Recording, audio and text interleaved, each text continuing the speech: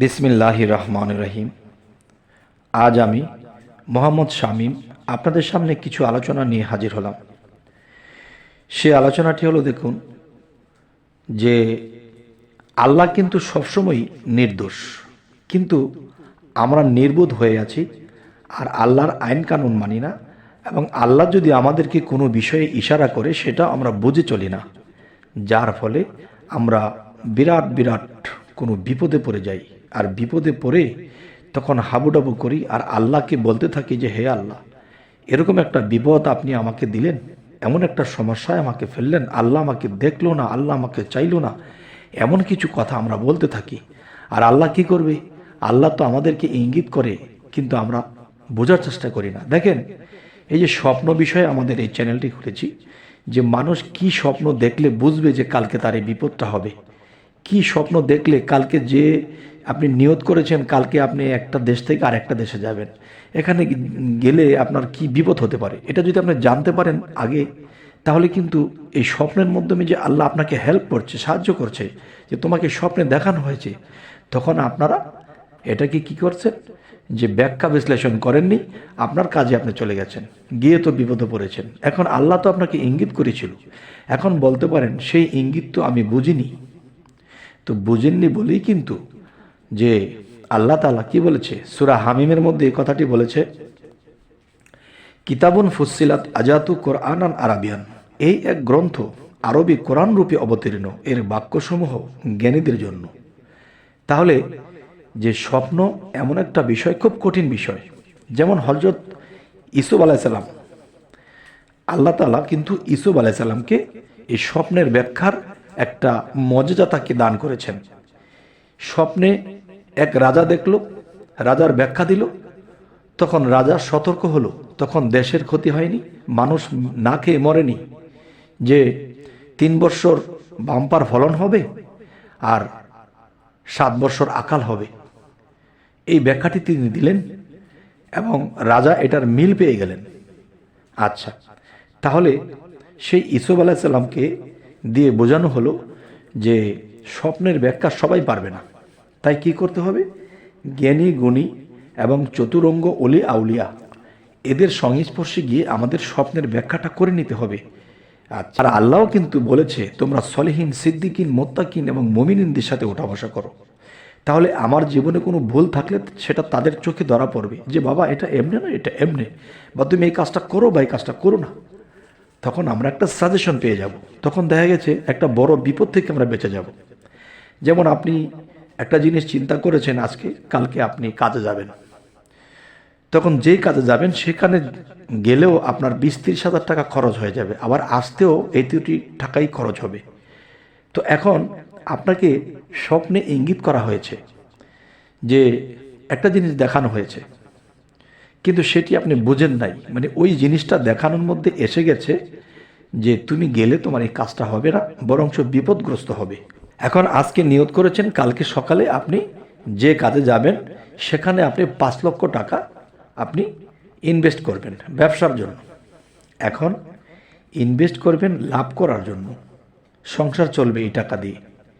এখন যেমন মানুষের সাথে আপনি আলোচনা করেছেন, যে সেই মানুষ তো তার ব্যবহার আচার, মধুর ভাষা, খুব সুন্দর ভাষা আপনাকে দিয়েছে, অনেক বড় বড় আশা, তারপরে আপনার কাছে আপনি পড়ে গেছেন ঠাসা, এখন কোন দিকে যাইবেন, নাই কোনো ভাষা। তাই আমি বলবো যে যদি আপনি যখন সেই রাত্রে ঘুমিয়েছেন আর ঘুমানোর আগে আল্লাহকে বলেছেন, আল্লাহ কালকে আমি 5 লক্ষ টাকা ইনভেস্ট করব, এখন এটার জন্য সুন্দর মতো হয়, তো আল্লাহকে বলেছেন, তো এখন আল্লাহ আপনাকে সাহায্য করবে না?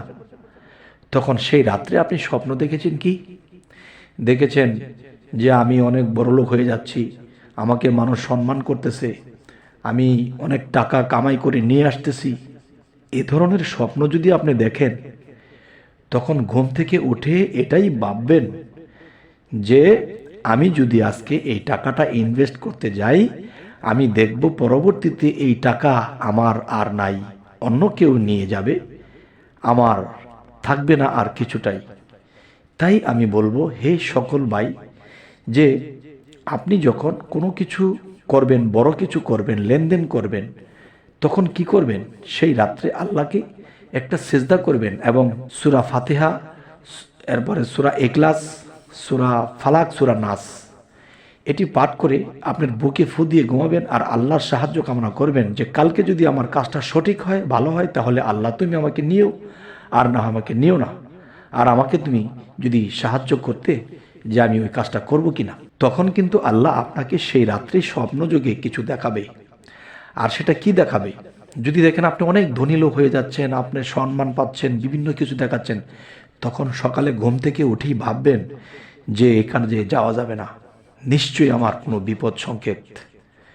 আর যদি কখনো এরকম নিয়ত করে থাকেন আর সেই রাত্রে যদি আপনি স্বপ্ন দেখেন যে আপনি লাঞ্ছনা বঞ্চনায় পড়ে গেছেন, অপদস্থর মধ্যে পড়ে গেছেন, বিপদগ্রস্ত হয়ে যাইতেছেন, এমন কিছু যদি দেখেন, তাহলে সকালবেলা উঠে আল্লাহর নাম নিয়ে চলে যাবেন ইনশাল্লাহ। সেই কাজে আপনি ব্যর্থ হবেন না, সার্থ হবেন ইনশাল্লাহ।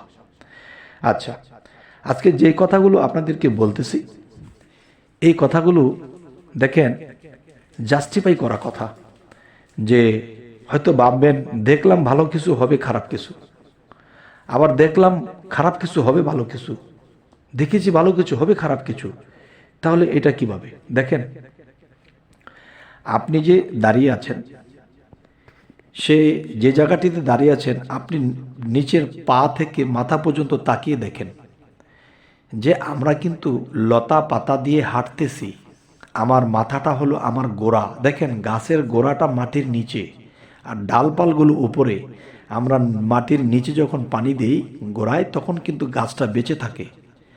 আর আমরা কিন্তু পাতালতা দিয়ে হাঁটতেছি, আমাদের গোড়াটা কিন্তু উপরে, আর জটা মানে মাথার চুল উপরে, কিন্তু খাদ্য খাই উপর দিয়ে। তাহলে বোঝা গেল আপনার হাত পা কেটে গেলে বা দুই টুকরা হয়ে গেলে আপনি বাঁচবেন, কিন্তু মাথা ভেঙে গেলে কিন্তু আপনি বাঁচবেন না। তাহলে আমাদের গোড়াটা কিন্তু মাথাটা, তাহলে গাছের অনুসারে কিন্তু আমরা উল্টা। এবার তো ভেঙেছে আপনাদের ভুলটা, এটা যদি মেনে চলতে পারি তাহলে সামনে হয়ে যাবে আমার কুলটা। তাহলে আজকে যে কথাটি আজকে আপনাদেরকে বলতেছি, যে স্বপ্ন বেশিরভাগই উল্টা হয়, আর উল্টা নয় সেটাই ভাও, কিন্তু আমরা দেখতেছি উল্টা। আসলে ওইখানেই না বুঝলে আমাদের জীবনের অনেক বড় ভুলটা সেখানেই লুকিয়ে আছে। তাই আমি বলবো, হে সমস্ত জগতবাসী, যে আল্লাহ অবশ্যই মানুষকে সাহায্য করে। যে আমরা যদি মানুষটাই উল্টা কোলে দাঁড়িয়ে আছি, তাহলে আমাদের স্বপ্ন বেশিরভাগই উল্টা আসবে। দেখা গেছে স্বপ্নে যা দেখেছে বাস্তব তা ঘটেছে, এটা খুব কম, আর বেশিরভাগই উল্টা আসে। যখন আপনি দেখবেন কালকে 5 লাখ টাকা বা 10 লাখ টাকা ইনভেস্ট করবেন, পরে দেখবেন যে আল্লাহর কাছে সাহায্য চেয়ে যখন ঘুমাবেন, তখন আল্লাহ কিন্তু আপনাকে দেখাবে যে যদি আপনার উন্নতি হয় তাহলে সেখানে আপনাকে ফতুর দেখাবে, আপনি লস খেয়েছেন, আপনি অপদস্থ হচ্ছেন। আচ্ছা, আর যদি আপনি বাহ্যিক উন্নতি হয় তাহলে আপনাকে দেখাবে যে আপনি অনেক, যদি আপনি দেখেন আপনি স্বপ্নযোগে অনেক ধনী হয়ে গেছেন, আপনার অনেক টাকা পয়সা, আপনার প্রাসাদ গড়েছেন, ব্যাংক ব্যালেন্সের অভাব নেই, তখনই বুঝতে হবে যে আপনি এই কাজে গেলে আপনি ফতুর হয়ে যাবেন, আপনার কিছুই থাকবে না, সম্মানও থাকবে না, টাকাও থাকবে না। তাই বলবো, হে সমস্ত জগতবাসী, যে আল্লাহর যে রাজ্য, আল্লাহ যে মানুষ তৈরি করেছেন, দেখেন যে গরু বাছুর ভেড়া যা কিছু আছে তারা কিন্তু সমস্ত উপর হয়ে আছে, আর আমরা কিন্তু সোজা দাঁড়িয়ে আছি আলিফের মতো। আমরা উপর হতে পারি, আমরা সেজদা দিতে পারি। তাহলে বোঝা গেল কি, যখন দাঁড়াই তখন কিন্তু আমাদের গোড়াটা উপরে চলে যায়। তাহলে গাছের অনুসারে আমরা উল্টা, আর আমরা অনুসারে গাছটা উল্টা। তাহলে এর কথার মোলটা যারা বুঝতে পারে তারাই জয়লাভ করবে ইনশাল্লাহ। তবে আমাদের যে চ্যানেল, এই চ্যানেলটির নাম হলো কি, যে সামনে বিপদ আগে জানুন, বা সামনে বিপদ জানুন, আমাদের এই চ্যানেলটির এই নাম।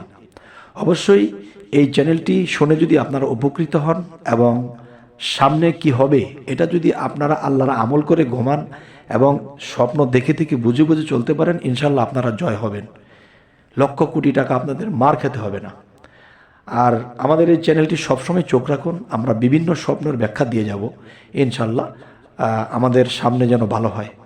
তো আমাদের চ্যানেলে যদি আপনারা নতুন হয়ে থাকেন, অবশ্যই সাবস্ক্রাইব করে নিন, পরবর্তীতে যেন আপনাদের কাছে ভালো ভালো ভিডিও নিয়ে উপস্থিত হতে পারি। তো সকলেই ভালো থাকবেন, আল্লাহ হাফিজ।